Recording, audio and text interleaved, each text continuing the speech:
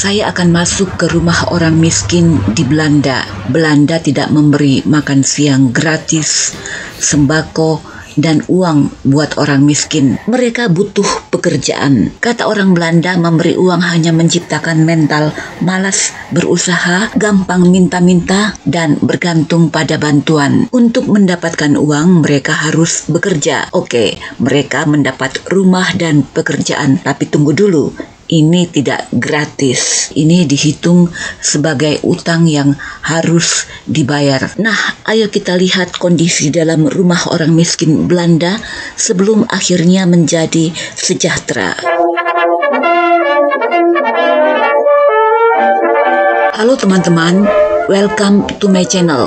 Belanda pernah melewati masa-masa ketika begitu banyak orang miskin berkeliaran sebagai gelandangan dan pengemis di jalan-jalan di kota-kota besar seperti Amsterdam dan kota lainnya pada abad ke-19 pasca pendudukan Perancis.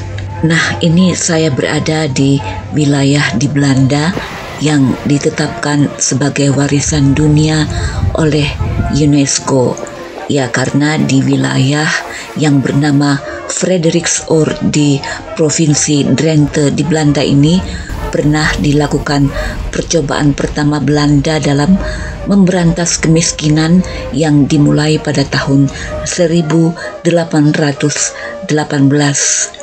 Keluarga miskin dari kota-kota besar di Belanda diseleksi, kemudian dikirim ke wilayah ini. Saat tiba, mereka menerima semua yang dibutuhkan untuk hidup di tempat ini.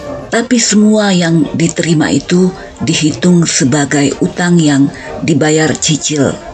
Dengan cara ini, negara punya andil membentuk mental rakyatnya bahwa untuk mendapatkan sesuatu tidak ada yang gratis.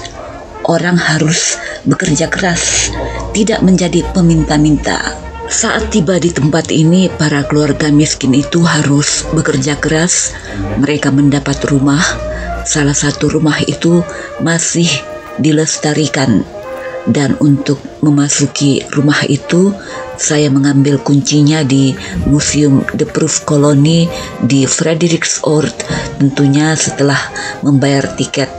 Nah, sekarang saya sudah berada di rumah orang miskin yang dulu pada abad ke-19 adalah rumah bantuan bagi orang miskin sebagai bagian dari program pemberantasan kemiskinan. Untuk memperoleh bantuan, syaratnya orang-orang miskin ini harus bersedia bekerja sebagai petani. Tanah yang dipinjamkan adalah tanah yang belum terolah, yang harus dibuka sebagai lahan pertanian. Namun tanah ini hanya digunakan sebagai hak pakai. Semua bantuan adalah utang. Cara membayar utang adalah mereka harus mengolah lahan pertanian sampai berhasil panen. Juga harus membuat kerajinan seperti tenunan wol. Hasil dari penjualan panen dan hasil tenunan digunakan untuk membayar kembali semua bantuan yang sudah mereka terima. Kalau mereka melarikan diri dari wilayah ini sebelum utangnya lunas, mereka bisa dipenjarakan. Ini living room saya temukan yang unik. Di dekat pintu masuk ada semacam lemari. Tapi sebetulnya ini bukan lemari. Ini adalah tempat tidur yang berbentuk seperti lemari. Ya, mereka tidur bukan di kamar tidur, melainkan di dalam lemari. Tentang kebiasaan orang Belanda pada abad lalu tidur di dalam lemari ini pernah saya tayangkan videonya. Waktu itu sistem pemanas ruangan belum semodern sekarang. Sementara bahan untuk memanaskan ruangan terbatas dan mahal. Itu sebabnya mereka tidur di dalam lemari karena lebih hangat, tidak perlu memakai pemanas ruangan. Tapi sekarang sudah modern, orang Belanda tidak lagi menggunakan tempat tidur di dalam lemari. Oh, ini ada pispot, wadah jadul untuk buang air kecil, karena pada musim dingin agak repot ke WC yang berada di luar rumah. Living room ini juga sekaligus berfungsi sebagai ruang makan. Tampak ada kitab suci. Ketika itu orang Belanda masih religius. Setiap minggu orang wajib ke gereja. Nah, dari living room ini saya menuju ruang berikutnya. Saya melewati lorong kecil, tampak kelom atau kelompen kayu khas Belanda yang digunakan orang Belanda pada masa lalu. Nah, ruangan ini lebih besar dari living room karena di sini mereka menempatkan ternak dan hasil panen.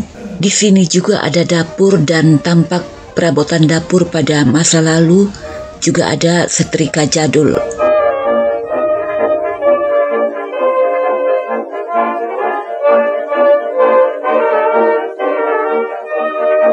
Di luar rumah ada WC dan sumur. Nah, itu di sudut halaman ada WC kecil berdinding kayu. Di dekatnya ada sumur yang ditutup. Sekarang jejak kemiskinan di Frederiksord ini sudah tidak terlihat. Generasi selanjutnya sudah menjalani hidup yang lebih sejahtera. Tahun demi tahun berganti, ekonomi membaik, rumah-rumah pemukiman orang miskin di wilayah ini sudah berubah menjadi rumah yang bagus. Tapi ternyata ini belum selesai sampai di sini. Program di Frederiksord di Belanda ini kemudian ditiru oleh pemerintah kolonial Belanda di Pulau Jawa. Mereka memindahkan penduduk dari Pulau Jawa yang padat ke luar Jawa untuk membuka lahan pertanian. Ini kemudian dikenal dengan sebutan transmigrasi. Sesudah kemerdekaan, program transmigrasi dipopulerkan kembali pada masa pemerintahan Soeharto. Terima kasih sudah nonton video ini.